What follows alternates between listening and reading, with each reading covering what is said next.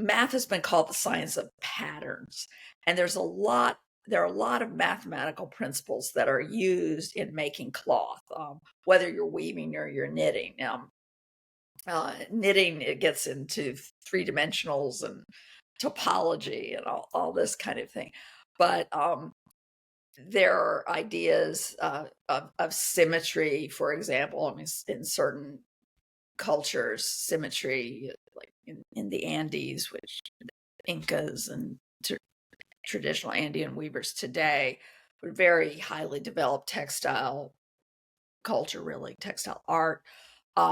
They use symmetry to remember patterns and to repeat patterns and to vary patterns. They, sort of, they don't write it down. They do it with these sort of principles.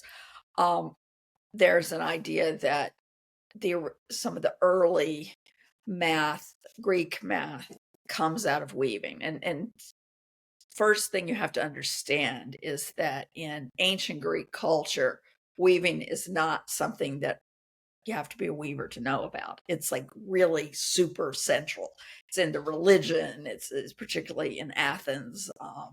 It's a very central activity for typical, garments or household textiles or even decorative textiles. It's done by women, but there's special religious things where men do it.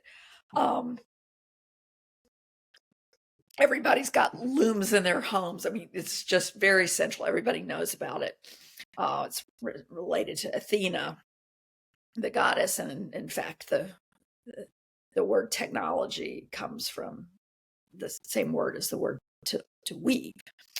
So there's a theory, which is controversial, that the arithmetic chapters of Euclid's Elements, which are the chapters about what we would call today number theory, that is the relations of odds and evens, of primes, of how numbers relate to each other, that those actually are sort of a genius mathematician, probably not Euclid. It was believed that that's earlier than Euclid used, but put together theories that weavers were using in their everyday lives. So one of the examples is what's been called the granddaddy of all algorithms, which is division by subtraction. And the idea is you've got a big number and a little number. You want to know if the big number is divisible by the little number. The way you can do that is just keep subtracting the little number until you either get zero or a remainder. And this, by the way, is more or less the way I learned how to do division back in the 1960s, new math. They were getting us ready for the computer age, this is how computers do division. Well, the idea is that if you were weaving if you're weaving a pattern that has repeats every certain number of threads, let's say 13 threads, and you want to know if that's going to fit evenly across your fabric, you can take 13 threads from each side of the loom until you get to the middle and have either zero, in which case you're good, or some remainder, in which case you need to add or subtract threads to get rid of it. So, when you're dressing a loom, when you're planning weaving, you have to think about primes. I mean, you may not have the concept of prime numbers, but things that don't have any divisors are, that's relevant to weaving. So you have all this kind of thing.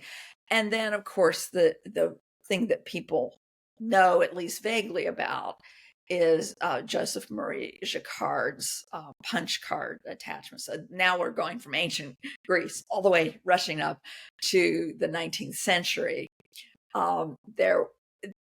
There was a kind of weaving, if you want to make a design of like flowers or birds or something that is more like a painting than something geometrical. That's very hard to do in weaving because you have to lift threads you have to select threads individually rather than being able to lift, every third thread all the way across one pass across the loom. So there were these very complicated looms called draw looms that somebody had to stand and not the weaver. The second person had to stand and pull cords and couldn't store the patterns. You only wanted one kind. It's a very complicated, very valuable, very luxurious kind of silk weaving particularly in France. And it's also, there are versions also in China. Well, Jacquard, building on the work of a couple of other people who came before him, came up with this way where you have a punch card, which is a cardboard or wood card that has holes, and each hole tells you whether or if there's a hole, you lift a thread, and if it doesn't matter but if there's a hole, you don't lift a thread. If there's not a hole, you do. That just has to do with the way the mechanics of it work. And each card represented one pass across the loom, and you could string them all together.